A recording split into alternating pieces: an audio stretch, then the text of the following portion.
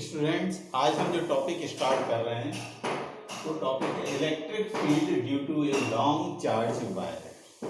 Means we have a long charge wire and we have to calculate electric field due to this charge at a particular distance. Suppose this distance is r and we have to calculate electric field due to this long charge wire. Suppose this charge wire has lambda linear charge density. So lambda is linear charge density on this wire and we have to calculate electric field at point P due to this long wire at a distance r. Basically this is an application of Gauss theorem. जो हमने Gauss theorem पढ़ा है ये उसका application है. So first we assume Gaussian surface. In this case our Gaussian surface is cylinder. We assume that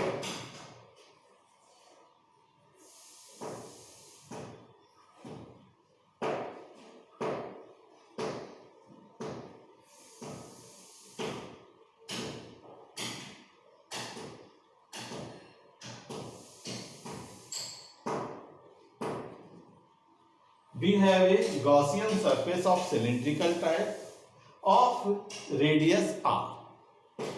इसका जो cylinder है इसका रेडियस हमने क्या लिया हुआ है, r रेडियस लिया हुआ है, और the axis of the cylinder और the centre of the cylinder is passing through the wire. So means now we apply Gauss surface. What according to Gauss surface, phi equal to closed integration of E dot ds equal to q upon epsilon naught. This is what? This is our Gaussian theorem, Gauss theorem. And according to this Gauss theorem, E dot ds q upon epsilon naught. Q is the charge enclosed by that Gaussian surface. So our Gaussian surface here, our Gaussian surface is cylinder. So in case of cylinder we have three surfaces: top, bottom and one curved surface. So this is our top. We take a small element of this top. Direction of this small element will be this. This is ds1. Again we take a small element of bottom, that is ds2, and third this is ds3. So we take a small element ds1, ds2, ds3. Accordingly we take three electric field. Here electric field, we assume the electric field is E1. Here electric field is E2. Here electric field is E3. जो Gaussian surface हैं ds1, ds2, ds3, इन पर जो electric field होंगे, that electric field is always radially outward. So these electric field E1, E2, E3 are radially outward. That's why they are taking in this direction. So when we apply closed integration of EDS, this will be E1 ds1 plus E2 ds2 plus E3 ds3. Now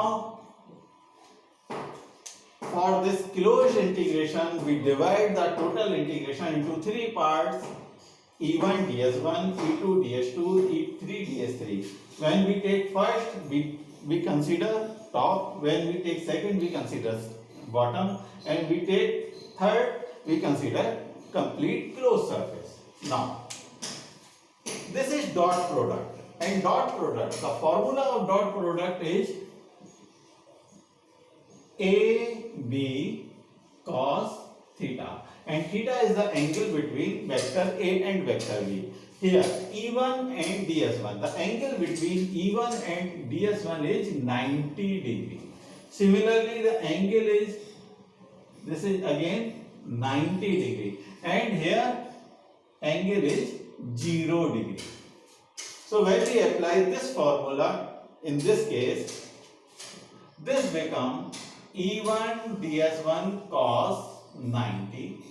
This becomes E2 DS2 cos 90, and this becomes E3 DS3 cos 0. Now, this cos 90, the value of cos 90 is 0. The value of cos 0 is 1. So, these two terms become 0, 0 plus E3 DS3 equal to what? This is epsilon naught. And what about charge? What is the charge inside this cylinder? Suppose the length of cylinder is L.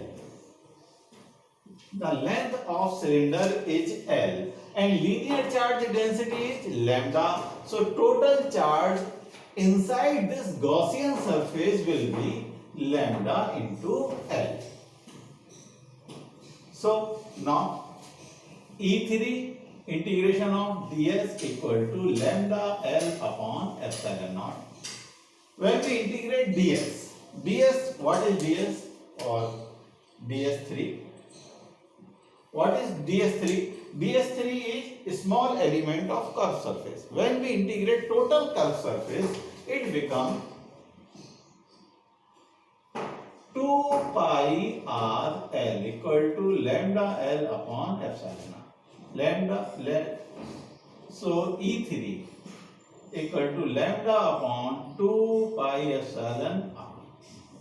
E3, what is E3? E3 is the electric field at point P. So in normal we can say that E means electric field at point P due to this long wire will be lambda upon 2 pi epsilon naught r. This will be final result due to this long charge wire.